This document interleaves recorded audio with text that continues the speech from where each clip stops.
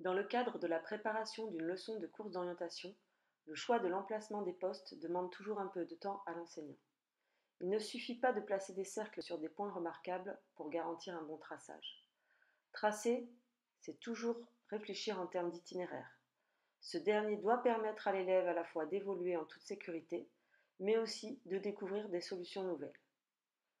Tracer, c'est susciter des perceptions, mobiliser des connaissances, inviter l'élève à faire des choix. Le traçage conditionne donc les progrès des élèves et participe à la gestion de la sécurité du groupe classe.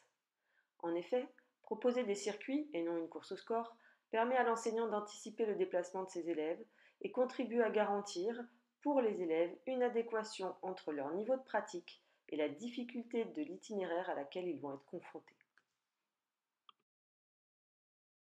Le premier niveau est appelé le niveau vert. Le parcours doit être tracé sur un terrain comportant des éléments de planimétrie évidents reliés entre eux. Les postes sont toujours sur des lignes identiques et au changement de direction. Un seul itinéraire est possible. Le point d'attaque est confondu avec le poste. Il faut choisir des postes faciles, des bâtiments, des jonctions ou des croisements de sentiers. Le niveau supérieur est appelé niveau bleu. L'objectif est de connaître et d'utiliser les lignes directrices et les principaux symboles de la carte. Le tracé utilisera donc des éléments de planimétrie évidents et reliés par des sentiers, des chemins, des espaces découverts, éventuellement des bâtiments.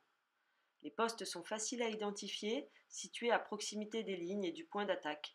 Ils sont parfaitement visibles avec des lignes d'arrêt claires. Des choix d'itinéraire sur des lignes de nature et de courabilité identiques peuvent être proposés, comme ici, entre le poste 5 et l'arrivée, afin d'amener l'élève à évaluer et résoudre un choix d'itinéraire simple.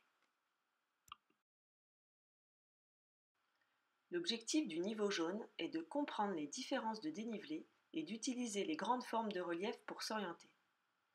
Le parcours se déroule donc sur des parties de terrain un peu plus difficiles, où la pénétrabilité doit rester bonne.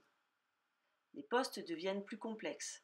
Sommets de collines, entre les collines, rochers évidents ou bien encore extrémités de talus, mais sont toujours précédés d'un point d'attaque net. Le tracé invite l'élève à emprunter de nouvelles lignes directrices et à parfois faire des sauts de ligne, comme dans notre exemple, entre le départ et le poste 1, puis entre le poste 6 et l'arrivée.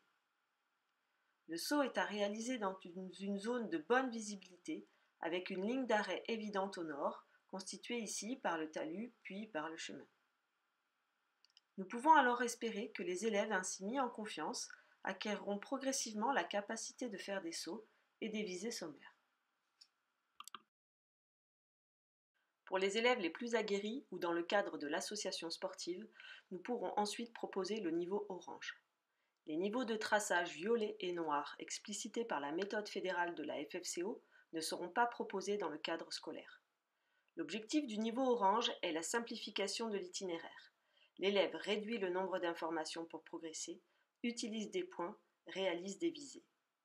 Le tracé orange doit donc se faire sur des terrains très pénétrables, moyennement accidentés ou bien dans des zones boisées avec de nombreuses parties découvertes. Les détails du terrain doivent être facilement identifiables.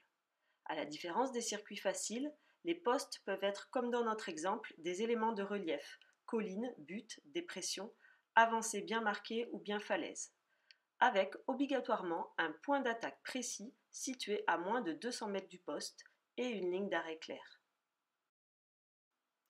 Notons que le cadrage de la carte proposée aux élèves devra bien faire apparaître les différentes lignes d'arrêt remarquables afin de faciliter leur repérage et leur déplacement en toute sécurité.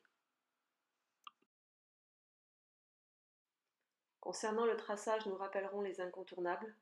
Les balises sont posées sur des éléments remarquables. Les parcours utilisent des lignes adaptées au niveau des élèves. L'itinéraire probable est anticipé et induit de fait des circuits en ordre imposé.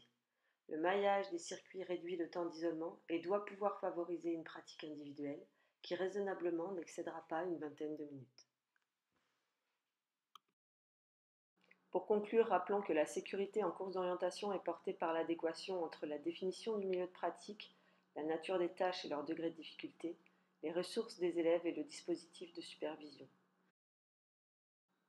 En complément de ces conseils de traçage, Nous vous invitons à prendre connaissance du protocole académique de sécurité en course d'orientation qui détaille les incontournables dont doivent disposer les élèves pour partir et apprendre en toute sécurité.